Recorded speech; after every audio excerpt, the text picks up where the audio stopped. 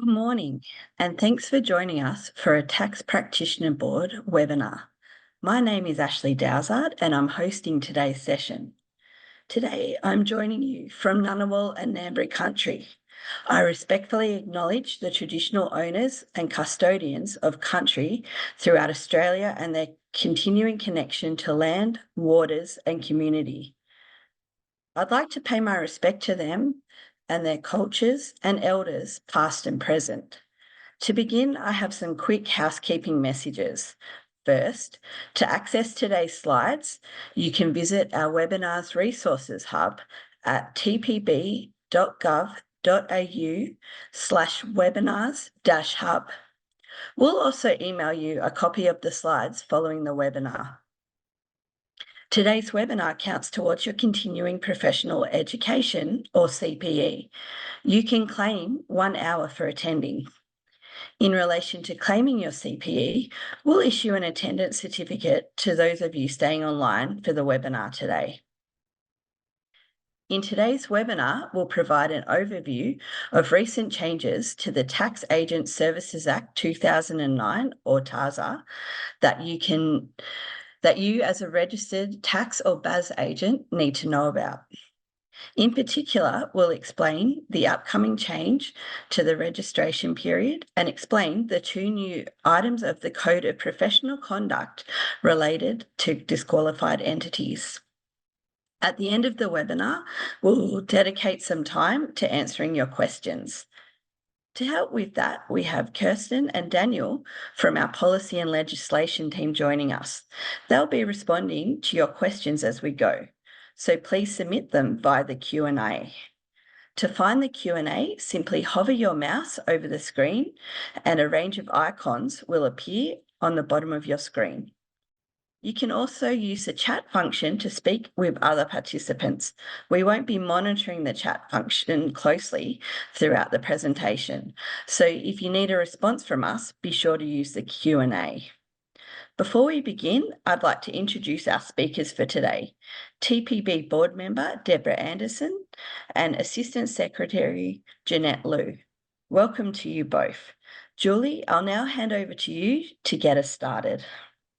Great. Thank you so much for that, Ashley. And good morning to everyone. And good morning, Deborah. Let's start off the conversation today with you. So the government has announced some changes to the law last year. And some of those changes, as we know, have already commenced. And some of those will start later this year. So can you dive into the discussion today and let us know what some of those changes are? Yeah, thank you. Thank you, Julie. And thank you, everyone, for joining us today. There's a lot going on in this space, so I'll jump straight in so we can make sure we have enough time for questions at the end. So you may remember back to 2019, and there was an independent review into the effectiveness of the TPB and the Tax Agent Services Act, or the TASA for short. And this review was to ensure that the TPB's legislative framework remains fit for purpose. This review is known as the James Review. The passage of the Treasury Laws Amendments Bill 2023, or I'll refer to it today as TLAB 1 for short, late last year, I think November last year, was the first legislative step to implement the first tranche of recommendations arising from that James Review. These changes have already started, or they will be rolling out throughout 2024. So keeping up to date with these webinars is going to be essential for everyone. Some of the changes include, so firstly, if I start with, we expanded the code by adding 2 new code items. So we've now got items 15 and 16, and these are about preventing tax practitioners from employing or using what's called a disqualified entity without our approval. Now, it'll also prevent tax practitioners from entering into certain arrangements with this disqualified entity. Now, that is already in effect, and it became a requirement from the 1st of January this year. Now, for those of you who are unaware of what a disqualified entity is, a disqualified entity is an entity which could be an individual or a company or a partnership that is not a registered tax agent or a registered BAS agent or a qualified tax relevant provider, and that has had an event specified in the Tax Agent Services Act occur in the last 5 years, which disqualifies them from providing tax or BAS agent services on behalf of a registered tax practitioner. Now, there's a lot in that. Jeanette's going to look at that in a little bit more detail later on. I'll just go through some of the other changes now. Other changes include that the Minister now has the ability to expand the code to include additional obligations that tax and BAS agents must comply with to address emerging or existing behaviours and practices within the industry and the profession. They've also moved the registration period for practitioners from 3 years to every year.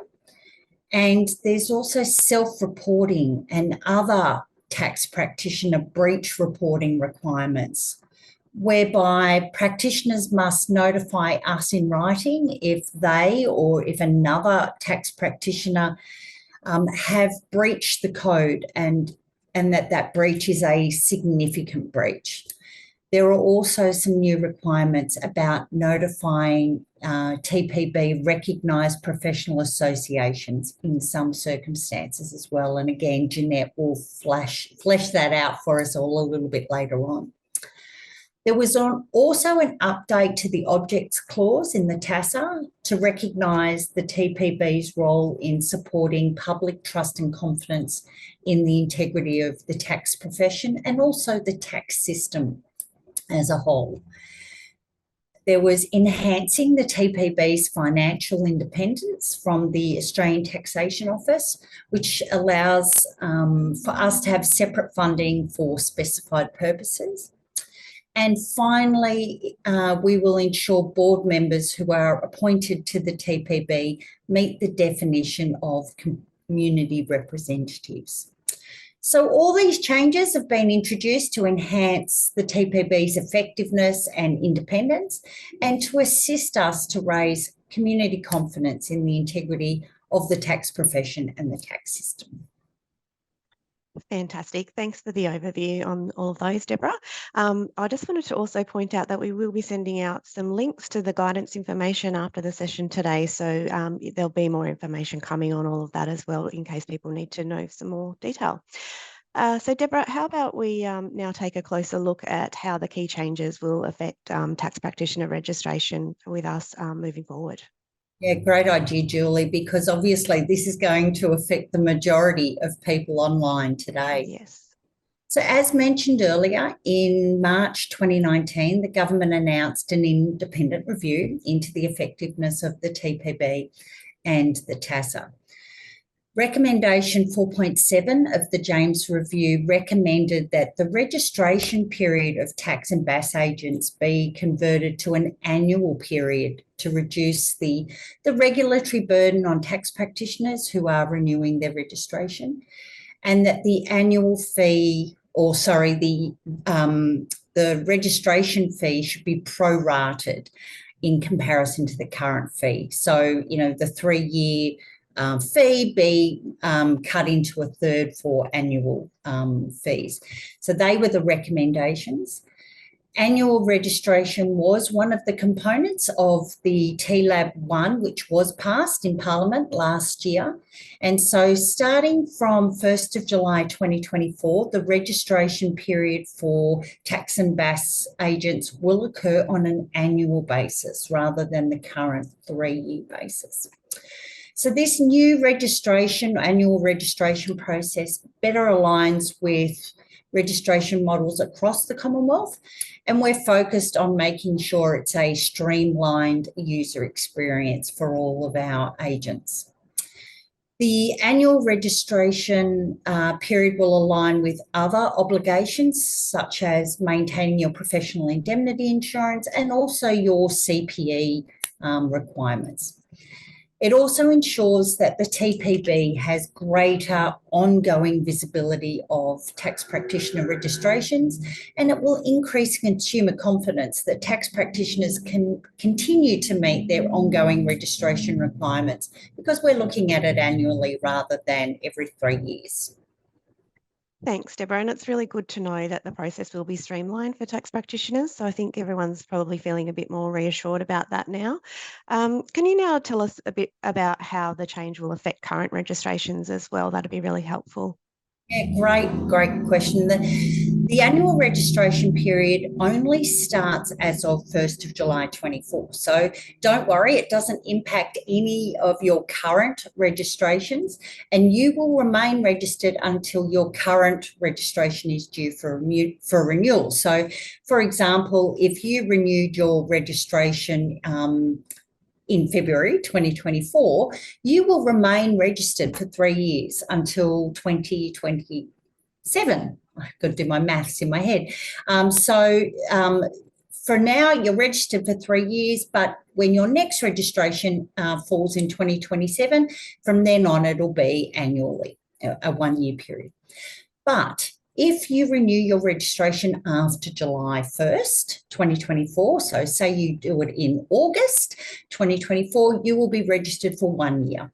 And it will be 1-year periods from there on. So whilst the James review recommended it be, as for fees, I know the James review recommended that they be prorated. So if the fee was, I'll just use rough numbers, 300, it'd be prorated down to, say, 100 per year. That is still subject to review by the government. And I can assure you that as soon as we know what the fees will be, we will let you know. And yes, I can see in the chat people are saying you've paid for 3 years. Will that last 3 years? Yes, it absolutely will. Thanks, Deborah. That's really good to know. Could you also just let us know how annual registration will impact the other registration requirements? Will there be any changes to things like CPE and PII and those sorts of things? Look, apart from the new breach reporting requirements, which we'll be discussing a little later, there are no changes to the ongoing registration requirements. And having said that, in recognition of annual registration, obviously our annual declaration process will be retired, because that's no longer required, because that's all, covered under the registration, annual registration. At this stage, there are no changes to CPE. CPE will continue to align with your registration date. And the minimum yearly requirement will still be 20 hours for tax and BAS agents. And don't forget, if you choose to align your CPE period with that of your recognised professional association, so a lot of them are either calendar year or financial year, you can still do that as well. Fantastic. That's really good to know. Thank you for that. I'm just thinking, Deborah, if we do have any potential tax practitioners online with us today, would you be able to tell us a little bit about how that annual registration impacts new registrants to the TPB? Sure. Now, the change in legislation applies to both new registrations and also renewal applications for all practitioners as of 1st of July. So, that means that anybody applying for registration before the 1st of July will get that 3-year registration timeframe. But anybody who is approved, actually, I'm not sure if it's approved or applied, so we'll have to double check that. But from the 1st of July, will be on an annual basis. Now, at the moment, all applications must be processed within 6 months, and to make that a little bit, more aligned with the annual registration process, we now have 4 months to process new registrations. And if an applicant does not receive a final decision within that timeframe, the application is considered rejected. But of course, for renewal of registrations, practitioners can continue to work under their current registration until we reach a decision on your renewal. Excellent. Thank you for that. I think we might change gears a little bit now and move on to discussing the two new code items that relate to the engagement of disqualified entities, which you touched on just briefly before. But Jeanette, I'll hand over to you so that you can give us a bit more in-depth information on that topic. Thank you. Great. Thanks, Julie, and thanks, Deb, for that information, particularly around annual registration. There are a lot of questions coming through, and I think we can address those at the end or through our FAQs on our website. So look, before we get into the nitty-gritty of code items 15 and 16, I thought it might be good if we gave you a little bit of context as to why these changes are actually occurring. So Deb's already spoken around the James Review. Another recommendation or an issue that arose through the James Review were some concerns about businesses, entities having insufficient governance arrangements when they looked at engaging other entities or people to provide services on their behalf. And what we saw through the cases at the TPBCs is that it does actually result in substandard services being provided to consumers. And so as a result of this, we do have these two new code obligations, which I simply explain as it prevents a tax practitioner from engaging a disqualified entity. And it also doesn't allow a tax practitioner to be used as a disqualified entity. So that's sort of in its simplest form. Now, I'm hoping that many of you today will see this as an opportunity as opposed to an obligation. And I say that because what it means is that the law and the TPB will provide you with guidance to make sure that if you're engaging someone or being engaged by someone, you're properly checking that you actually want them to be providing services on your behalf. So I do see it as a bit of a safeguard for you, your practice, and for your business, as well as your clients. And maybe just one last word before we go into the detail of this is that I don't want people to be alarmed that these new requirements have already started. They started on the 1st of January 2024, but there are quite generous transitional arrangements in the law, and the TPB, we always remain committed, and Deb can definitely confirm this, to being very pragmatic in how we implement new laws. So I'm happy to move on, Julie, and get into the details of it if you like. Perfect. That sounds great. Thanks, Jeanette. So if we first look, late last year, the TPB issued two draft guidance products dealing with each of the code items, 15 and 16. We issued this quite late in the year, but we issued it within days of the legislation actually receiving royal assent. So I'd like to say we did it as soon as we possibly could. We recognised that being the holiday period and how important this issue was, we actually extended our consultation period, which runs through to later this week. We essentially doubled it for 2 months for us to receive your important feedback. And Julie will send a link later on today so you can have a look at that guidance if you haven't already. So that's sort of the starting point of today's information. It's going to lift quite heavily from our draft guidance products. So let's have a look first at our code item 15, if we could. So under this code item, what it requires is that a registered tax practitioner, so yourselves as a tax agent or a BAS agent, you cannot employ or use the services of anyone that meets the disqualified entity test. You can't use them to provide services on your behalf. Where you know or you ought to know that that person is disqualified and the TPB has not given approval for you to engage that disqualified entity. So in just those few dot points we've got on the slide, there's quite a lot of information there.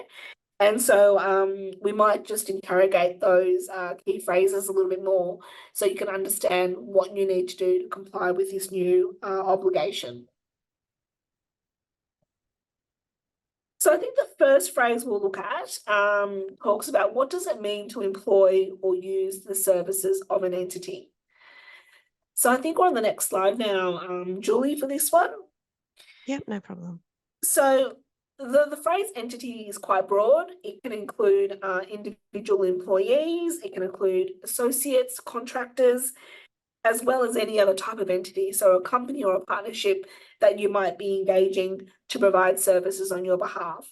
So the takeaway there is that it's very broad. What is that definition of an entity?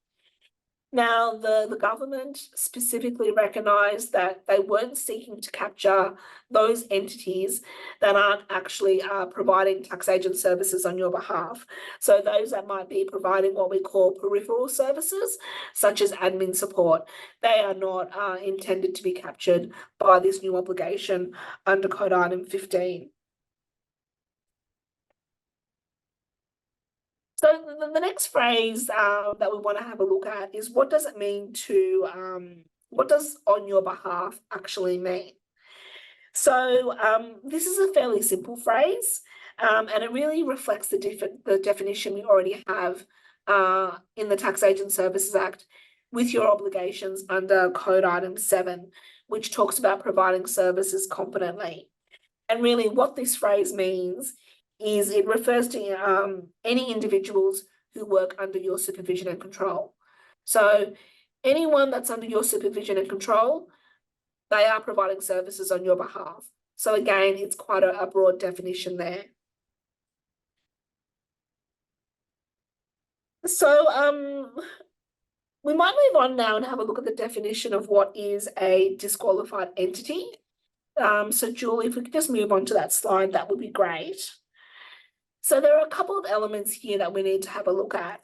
Firstly, a disqualified entity cannot be someone or an entity that is already registered with the TPB, either as a tax agent, a BAS agent, or they might be what ASIC have for financial advisors, a qualified tax relevant provider. So if you're any one of those three categories, you cannot meet the definition of a disqualified entity. Now, secondly, that entity, they can be an employee, an associate, a contractor, could be an individual, or they might be a company or a partnership. Now, the third element that needs to be considered as to whether or not you're dealing with a disqualified entity is whether or not they've had a certain event occur in the last 5 years. Now, you might be asking yourself, what is that specified event? And I might just go through a little bit of detail now if I could. We have a full list of events listed on our website, and I might just highlight some of those key ones for you today. It's also covered off in our draft guidance product as well.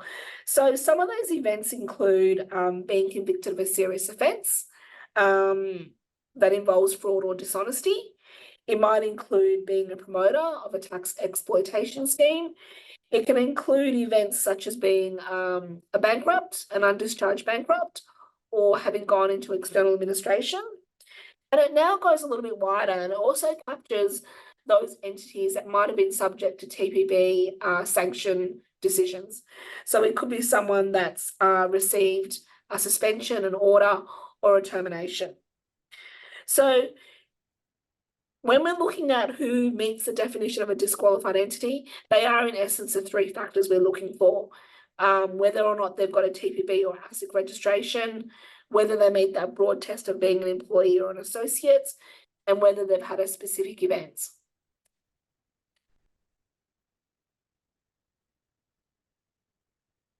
So moving on then to sort of the next phrase that we've got around the definitions in Code Item 15. This is around the requirement that you need to know or ought to have known that you're engaged in a disqualified entity.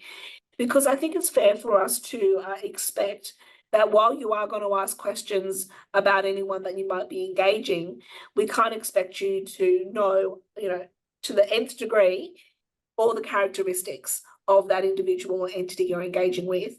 So what the legislation requires is that you've got to take reasonable steps. Now, we've got some guidance on our website around what it means to take those reasonable steps. And it really depends upon how you're engaging them and at what process you're engaging them. But at a very, very first step, what you need to do is to first check the TPB register and make sure that they're not already registered with us, and to check the financial advisor register, which is managed by ASIC, to make sure they might not already be registered with ASIC. So we've got a table here which seeks to hopefully plainly answer and give you some steps that you need to undertake to determine if someone is a disqualified entity. So we might go through these one by one if we could. So I mentioned before, the steps you need to take will determine the point in time in which you're engaging someone. It might be before the engagement, during, or after. So if we first have a look at the situation where you haven't yet employed or engaged the entity, so what steps do you need to take to make sure that you've exercised reasonable care? So in this case, we advise and suggest that as a minimum, you need to undertake appropriate POI or proof of identity checks.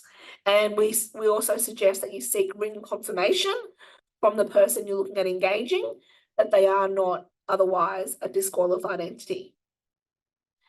Now, the second step that we've got is probably not step, sorry, more point in time situation, is where you've already engaged this person and you've got them on your books and they're providing services on your behalf. In that case, we suggest that for you to meet your reasonable care obligations, you should seek written confirmation from that individual or entity that they are firstly required to notify you if they trigger one of the disqualified entity tests, and that you are able to cease their engagement with you immediately if they were to notify you of one of these factors. Now, that's obviously subject to your other obligations under contract and employment law, but I'll talk a little bit more later as to why it's very important that you're able to disconnect that engagement very quickly so that you don't breach your obligations under the TASA, the Tax Agent Services Act. The third point in time element we'll consider is when you are looking and you've made a decision that you're going to cease to use or employ someone.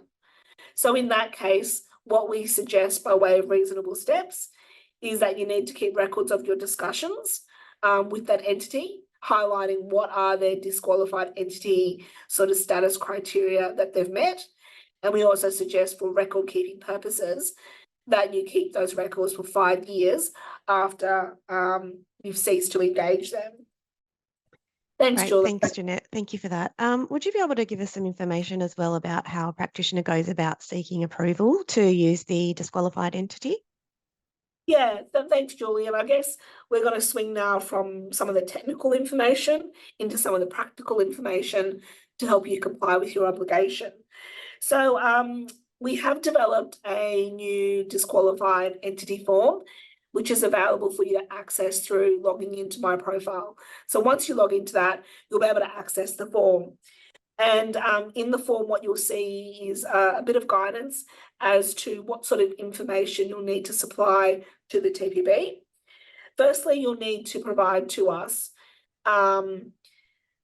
what we're calling sort of the disqualified events declaration form and consent form that the disqualified entity has actually signed. So this is the person that you want to engage. They need to give their consent for you to provide this information through to the TPB. You'll need to also provide reasons to us as to why it's appropriate for you to engage this particular person. You'll need to also explain what their role will be or what you propose it to be when you do engage them, and any other relevant information that you think would be useful to the TPB when we are making a decision as to whether or not to approve your engagement with this disqualified entity. Now, once we receive the information, we'll be responding relatively quickly. Under the legislation, we've got to let you know we've got to make a decision within 60 days. And in the event that the TPB was to reject that request for approval, you can have appeal rights available to you if you're unhappy with that decision. So hopefully the operational aspects of seeking approval are fairly simple for you, but it's a matter of understanding what the DE test, the disqualified entity test, actually entails.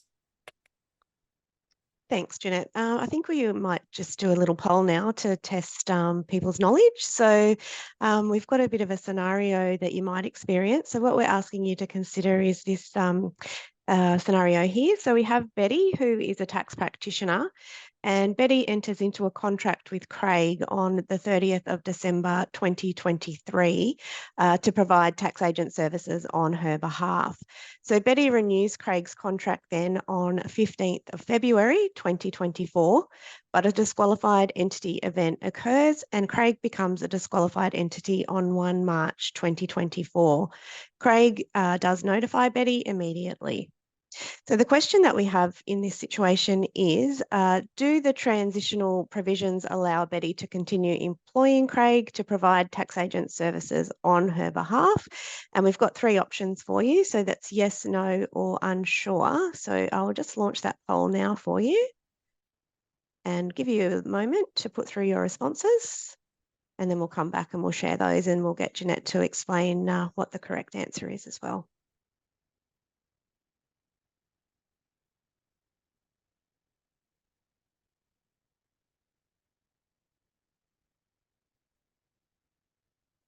Okay, we've got about 50% so far, so I'm just going to keep it open for a little bit longer to give you a chance to put through your response.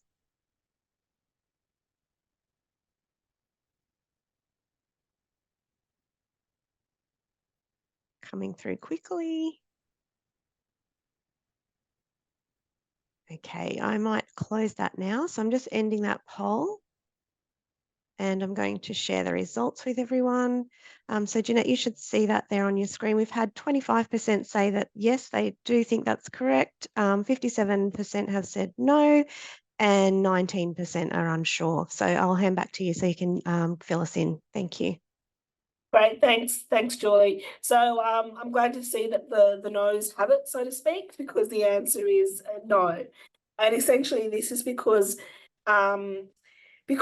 Craig's contract was renewed after 1 January 2024, the transitional arrangements don't apply in that case.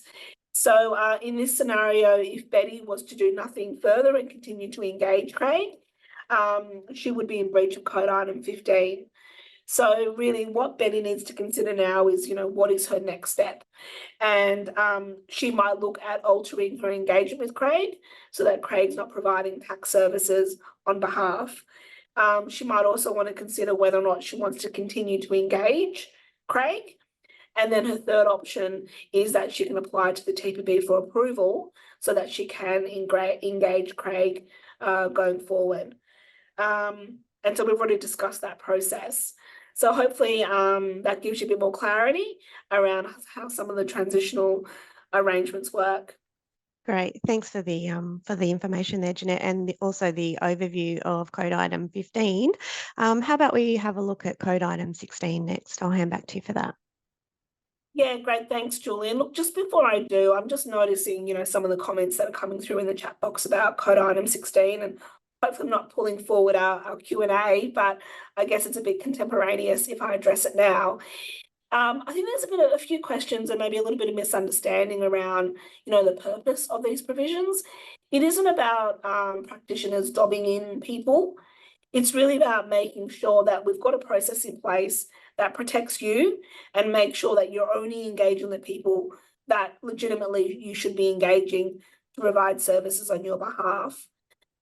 There's some other comments as well about maybe this is a bit onerous for practitioners to seek approval from the TPB. We appreciate it is an additional step that you are going to need to take. We are trying to make it as simple as possible, but at its simplest, the TPB won't have visibility around who these entities are, so we can't make that assessment purely based upon the TPB information. We will rely on you for extra information to make that assessment. Jeanette, can I add to that? I noticed also in the chat people saying, well, if they're disqualified, they shouldn't be employed. And I think one of the things that we need to be cognizant of is that there's many reasons why it could be a disqualified entity, right? So if I go at one end, yes, if they're an egregious agent, you won't want to engage that agent.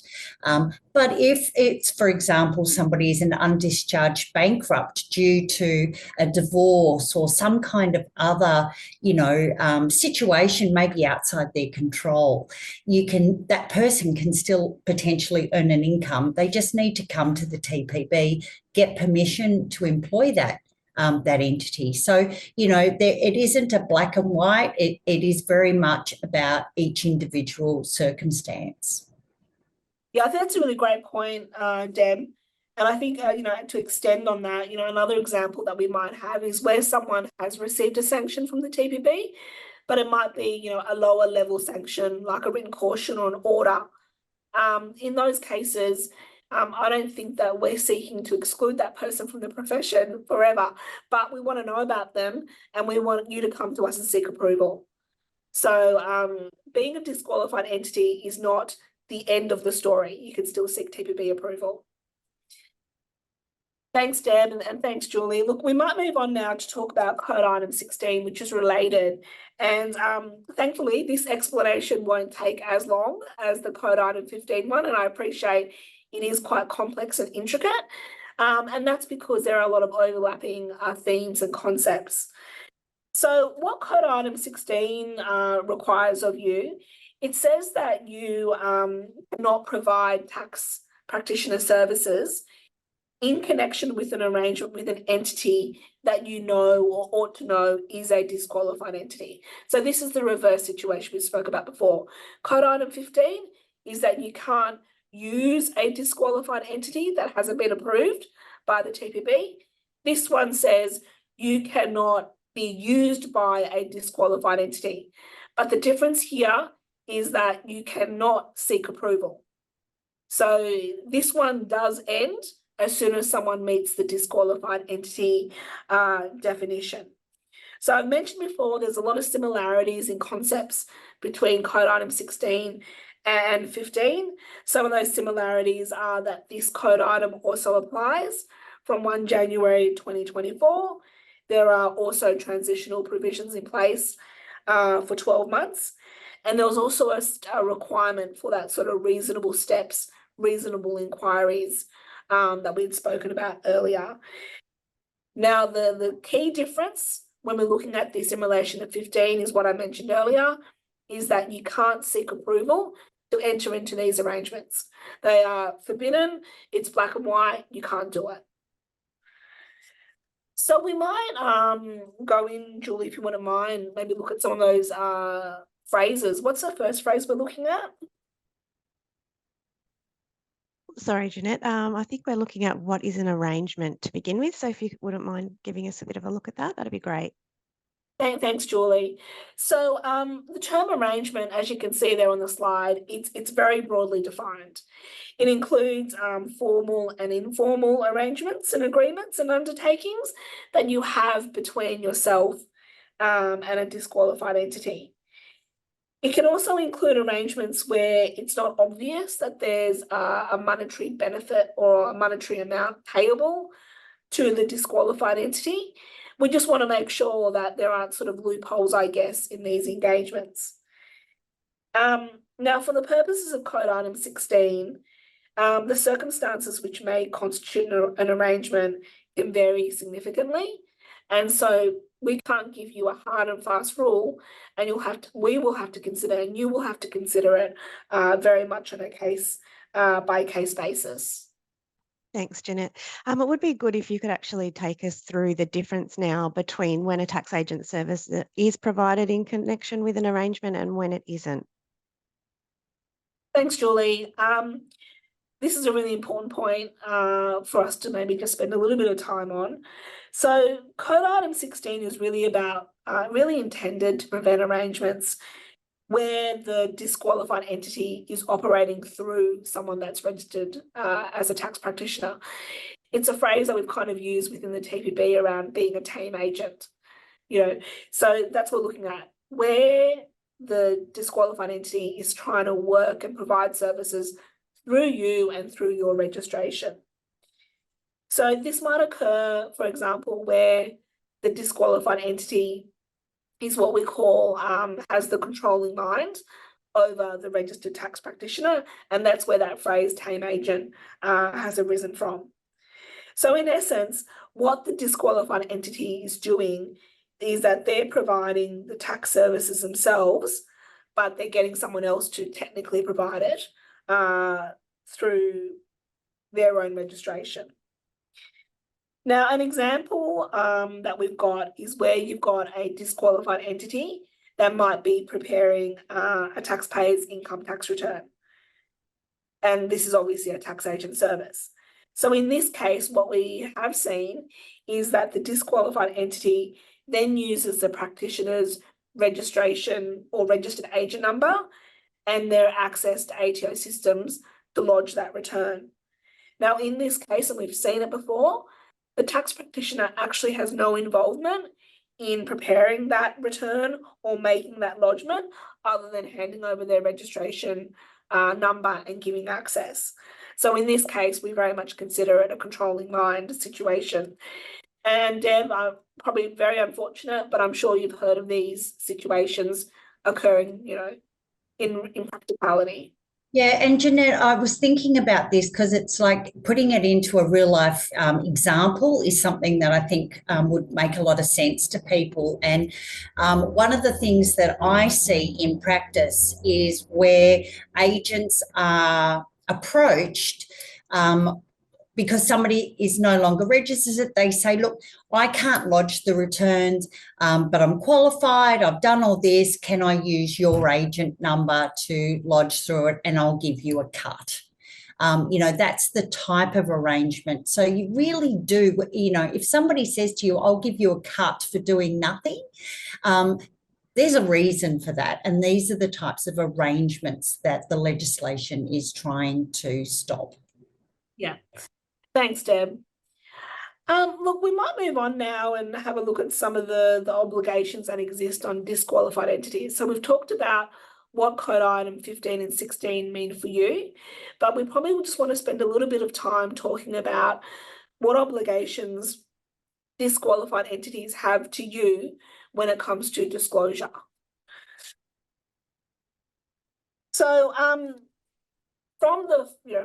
from about a month and a half ago, from the 1st of January 2024, there is now an obligation on disqualified entities, so those that aren't registered with the TPB, that they have to notify you as a tax practitioner in writing if they are a disqualified entity. So if they meet one of those tests or all of those 3 tests that we spoke about earlier. Now, they've got to notify you in writing at a time before you're seeking to enter into, renew, or agree to extend a contract for employment with them, or where you're entering into an arrangement where you want to renew, extend your engagement with them as them being the disqualified entity. Oh, sorry, that was a little bit garbled, I think. So what I'm trying to say there is that for the purposes of Code Item 15, where you are looking to engage a disqualified entity, they've got an obligation to tell you in writing before you enter into a new arrangement, renew, or extend a contractual agreement with them. On the flip side, for Code Item 16, is that where you're seeking to extend your arrangement with a disqualified entity who's trying to use you to provide services, there are obligations on that disqualified entity there to notify you, but bearing in mind that as soon as they notify you, there's nothing further you can do. You cannot be engaged by that person going forward, and that's that prohibition within Code Item 16. Now, I'm really pleased to say that the legislation doesn't just look at additional obligations for tax practitioners. It now also looks at the other side and considers what sort of penalties should apply to those disqualified entities that might not notify you in writing as they're obliged to do under the law. So if they don't do that, they might be subject to a civil penalty, which means basically a monetary penalty imposed by the courts. And those penalties can be significant. They can be up to 250 penalty units for an individual and over 1,000 penalty units for a non-individual. And, as at today, one penalty unit is about $275. So that penalty can be quite significant. There's also some transitional provisions that equally marry up to the transitional provisions that are available to you, just to give people time to understand what those obligations are over the next 12 months. Thanks, Jeanette. Let's do another poll. So this one is a scenario again. So we just wanted you to consider this one. And the questions that we have are, the scenario first might help. In this one, we have Sam, who is a tax practitioner, who on 30 December 2023 entered into an arrangement with Sophie, who is connected to tax agent services he provides. So the arrangement is of a type prohibited by Code Item 16 that Jeanette spoke of, and a disqualified entity event occurs, and Sophie becomes a disqualified entity on 1 March 2024. Sophie then notifies Sam of this immediately. So the question in this scenario is, if this arrangement is not renewed or extended, can Sam remain in this arrangement with Sophie? So we've got 3 options for you. The first one is yes until January 2025. The second one is yes until Sam decides to cease the arrangement, or the third option is no. So I'm just launching that for you. So that should just pop up on your screen now. So I'll just give you some time once again to put through your responses. And I've also seen quite a lot of people asking in the Q&A about whether they'll get an attendance certificate for today. And yes, if you're staying on for the duration of the webinar, you do receive an attendance certificate, so you can use that for your CPE.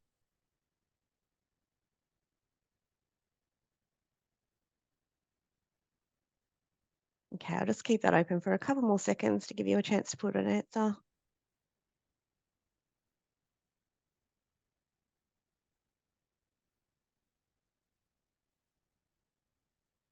Okay, we might end that. Thank you everyone for putting through your responses. I'm just sharing that now. And Jeanette, I'm hoping you can see that. So we've got 15% said yes until January 2025, 7% have said yes until Sam decides to cease the arrangement, and 78% have said no. So I'll hand back to you now. Thank you. Great, thanks, Julie. And it's great to see such an overwhelming result for no.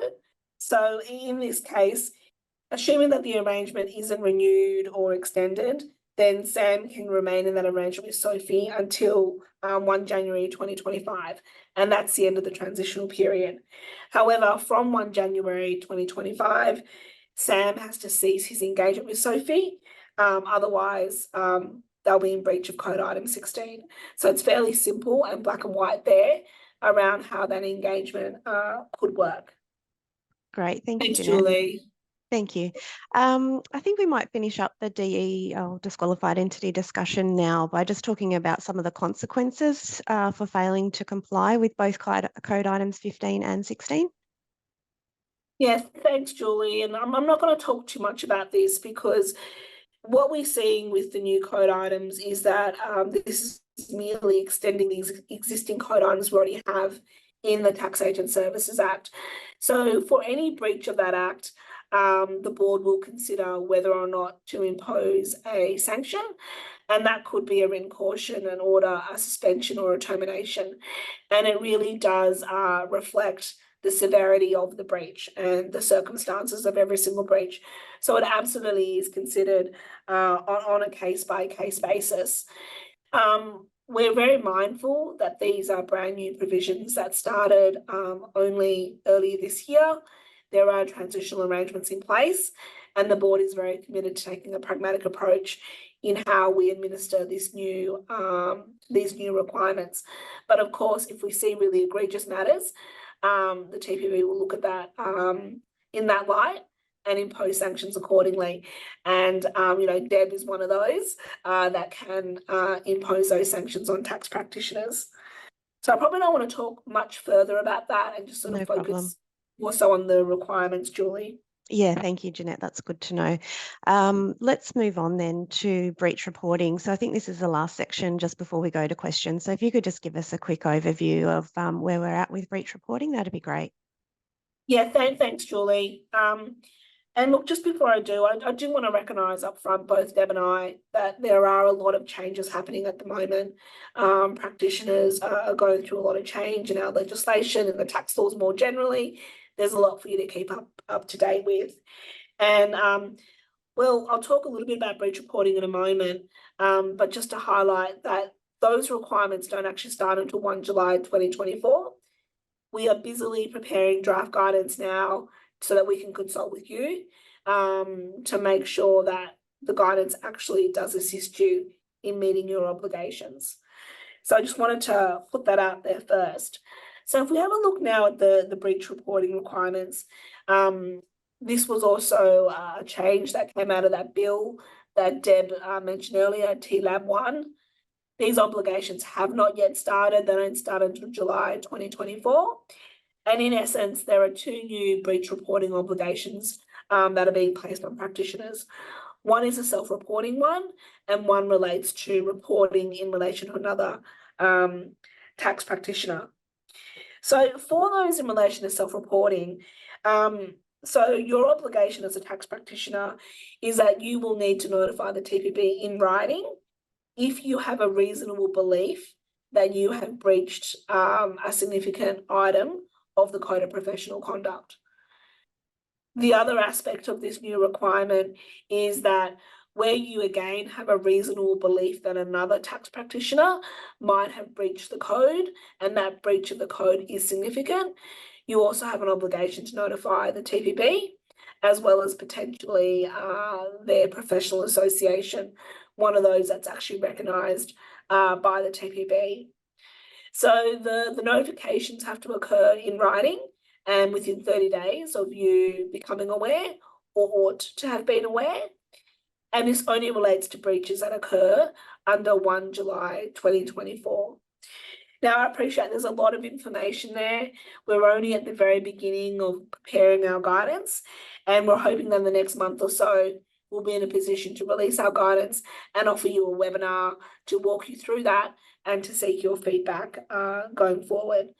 So I think no doubt, Julie, there's probably a number of questions around breach reporting, and we'll do our best to answer those.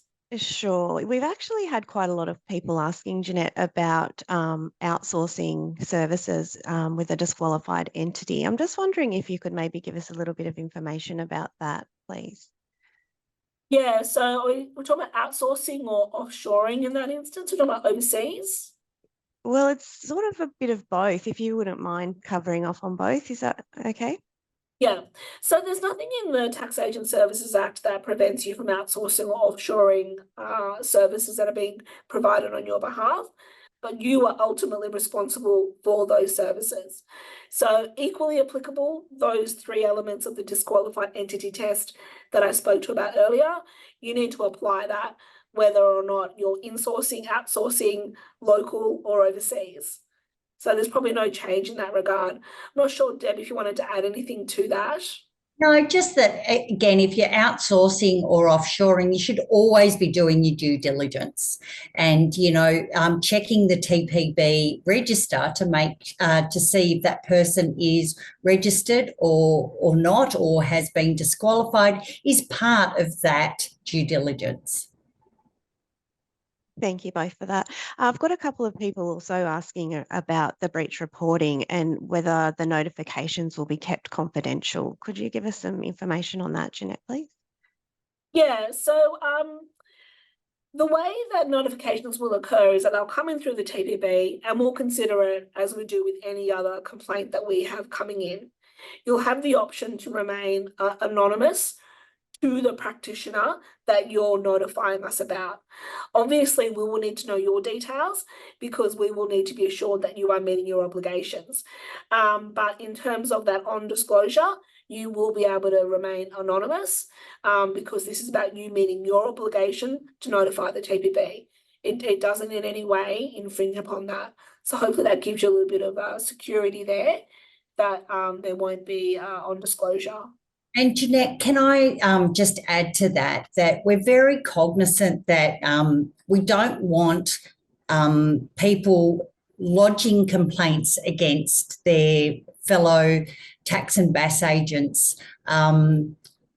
What's the word, Jeanette? If there's no substance to it, okay? So it's like you don't like... Thank you. You lodge complaints against Jeanette just because you can, right? We will be just as harsh, I guess, on people that would do something like that as we would be about people who were, you know, doing the wrong thing to begin with. So, you know, there is a protection mechanism there. It's not that someone can just make unfounded complaints about another person. And as Jeanette said, it is really important that we get the person who's compaining's details. Often what happens is there's a missing piece to the puzzle. We may need to ask you a question. Our investigators are trained in investigations, but as tax and BAS agents, you're not. So you may not be providing enough information as well. So it's important that you do that in case our investigators have additional questions. Thank you, Deborah. Jeanette, I've got a question again about disqualified entities, and this one's just asking, will a disqualified entity always be listed on the TPB website? No, they won't be. And that's because you look at the different factors that, you know, qualify someone as a disqualified entity. So the answer there is no. Okay, thank you. Deborah, I've just got a question about the annual registration process, and this one's asking just for a bit of an explanation, I guess, about what the motivation is for changing it from the 3 years to the 1 year. Look, it was a decision made by government. There were a number of reasons. One is they wanted to align it with the registrations of other agencies and other registrations within the profession. So, for example, you know, your professional association registrations, ASIC registrations, but it also aligns with professional indemnity insurance and those things. So it was just a little bit more, I guess, of a logical thing that, you know, everybody renews annually. Great, Yeah. thank you. Yep. Oh, sorry, And Jeanette, I did you think want to elaborate? sorry, if I can just add on that, I know that there are some concerns that, you know, how is it going to be more efficient? We did something once every 3 years, and now we're going to do it every year. And I guess in response to that, there are two things. One, we're abolishing the annual declaration requirement. So that's one regulatory impost that's now moved away. And we are so committed to making the registration process streamlined from an IT perspective that hopefully it's going to be a pretty seamless process for you. So yeah, they're the sort of attempts we're making to reduce any burdens that might be imposed on you through annual registration. Well, that's good to know. Thank you. Jeanette, could you also give us some information about whether or not the TPB will provide legal wording for the employment agreement, please? Yeah, no, we won't be going into that space. We are not, you know, regulators of employment issues. So no, we won't. In that case, we would suggest that you contact another expert, maybe a legal practitioner, or reach out to your professional body who might be able to assist in that regard.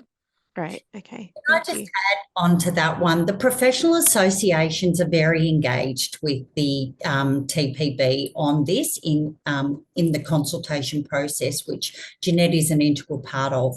The professional associations have a lot of resources on their websites that you can have a look at, and some are available whether you're a member with them or not. Just Google it, but they do have lots of templates, so you know, use those resources. Thank you. Sorry, Deborah, there seems to be a little bit of confusion today as well around the CPE requirements. And I know that you said that there was no change at all at this stage. Are you able to just tell everybody what the actual requirements are at the moment? Yeah, absolutely. So the CPE requirements will still be over a 3-year period. So 90 hours for BAS agents, 120 hours for tax agents. That's still going to stay over a 3-year period. What's not going to change is that minimum of 20 hours per year. Now, the reason you might say, why don't you just split it into 3 and make it 40 hours a year? One of the things we are trying to do, or did try to do with our last CPE review, was build some flexibility into the system for you. If you're taking 6 months off to go on a holiday in one particular year, or you're having a child taking, paternity leave to have a child, that you can just do your minimum 20 and make up for that in a following year. So it's still at the moment over a 3-year period that you have to do your 90 or 120 hours, but the 20 hours per year minimum requirement stays the same. Does that explain that adequately?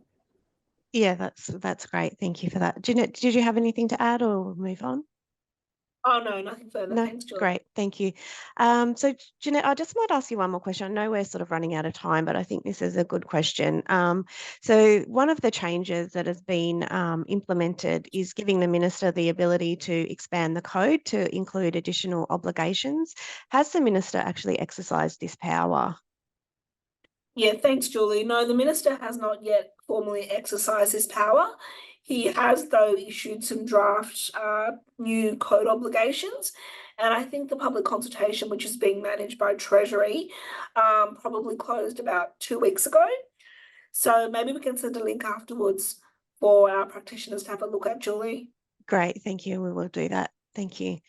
So yeah, I think that's probably all the time we've got today. So I just wanted to quickly share some information on how people can stay in touch, because as we've covered today, there's lots of changes coming up. So be sure to keep up to date with all of that. And you can do that by visiting our website at tpb.gov.au. You can also follow us on our social media channels. We're on LinkedIn, Facebook and Twitter.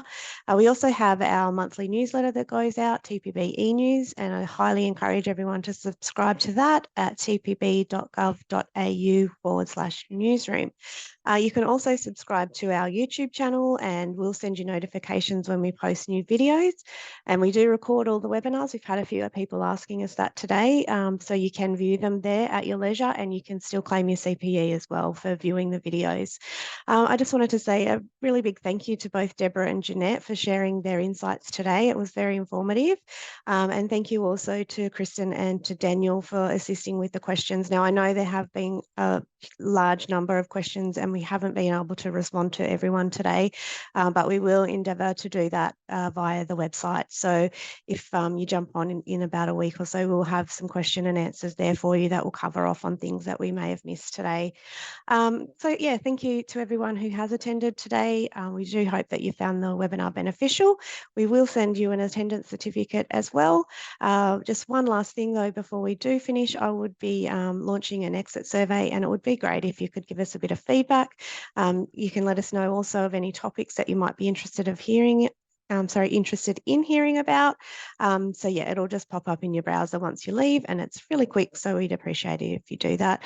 So once again, just wanted to say thanks to everyone for joining us today, and I'll just remind you that we do actually have another webinar this afternoon on cybersecurity, so you can still register for that if you'd like to. So yeah, we do hope to see you there. Otherwise, stay in touch and we'll talk to you again soon. Thank you, everyone.